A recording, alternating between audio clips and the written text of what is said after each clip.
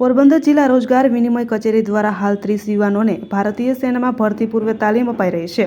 ચાલુ વર્ષે પોરબંદર જિલ્લા રોજગાર વિનિમય કચેરી દ્વારા યુવાનોના કૌશલ્યનો ઉપયોગ રાષ્ટ્રના નિર્માણમાં થાય તે માટે 30 દિવસની એક નિવાસી તાલીમ વર્ગનું આયોજન હાલ પોલીસ હેડક્વાર્ટર ખાતે ચાલી રહ્યું છે। જિલ્લા રોજગાર અધિકારી દિનેશભાઈ પરમારના જણાવ્યા મુજબ આ યુવાનો પોરબંદર જિલ્લાના છે અને તેઓને આ તાલીમ વર્ગ તારીખ 12 જુલાઈથી પ્રશિક્ષણનો શુભારંભ કરવામાં આવ્યો છે। તાલીમ લીધા બાદ જિલ્લાના યુવાનો સાથે સતત જિલ્લા રોજગાર કચેરી સંપર્કમાં રહી અન્ય ભરતીઓ માટે આ યુવાનોને પ્રેરણા અને પ્રોત્સાહન પૂરું પાડવામાં આવે છે। આ વિદ્યાર્થીઓને 1 મહિના સુધીના સઘન તાલીમમાં સરકારશ્રી દ્વારા નિઃશુલ્ક રહેવા અને જમવાની સુવિધા આપવામાં આવી રહી છે। નમસ્કાર, મારું નામ પરમાર રાજવિનેશભાઈ છે। મારી માતાનું નામ ગીતાબેન છે। હું આ નિવાસી તાલીમમાં લગભગ 12 તારીખથી જોડાણો છું। આની અમને ખબર પડી કે નિવાસી તાલીમના ફોર્મ ભરાય છે, જેમાં આપણે પોલીસ, નેવી, આર્મી, એરફોર્સ વગેરે માટે શારીરિક અથવા તો માનસિક કસોટી બંનેને કરાવવામાં આવે છે।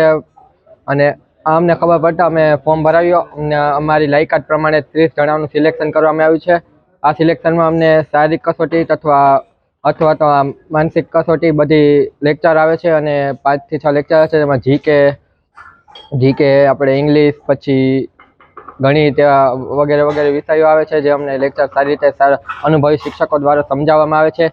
અમારે સવાર અને સાંજ 2 સમયે અમારે શારીરિક ટ્રેનિંગ આપવામાં આવે છે, જેમાં અમને રનિંગ કરવામાં આવે છે 1600ની અને 5 કિલોમીટરની, અને અમને આ રીતે પર છૂટ આપવામાં આવે છે। વધારે જો કંઈ કસરત કરવી હોય, રનિંગ ટ્રેનિંગ કંઈ પણ કરવી હોય વધારે, તો અમને અમારી છૂટ આપવામાં આવે છે।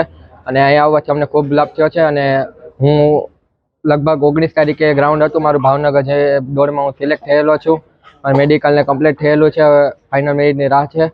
આવી જાય એવી શક્યતા છે મારી। અને આ શારીરિક કસોટીથી અમને બધાને સારો લાભ થયો છે। સરકાર તરફથી સુવિધા મળેલ છે, રહેવાનું, જમવાનું બધું સારી રીતે છે, જેના માટે ખૂબ ખૂબ આભાર, પરમાર સાહેબનો પણ ખૂબ આભાર કરું છું।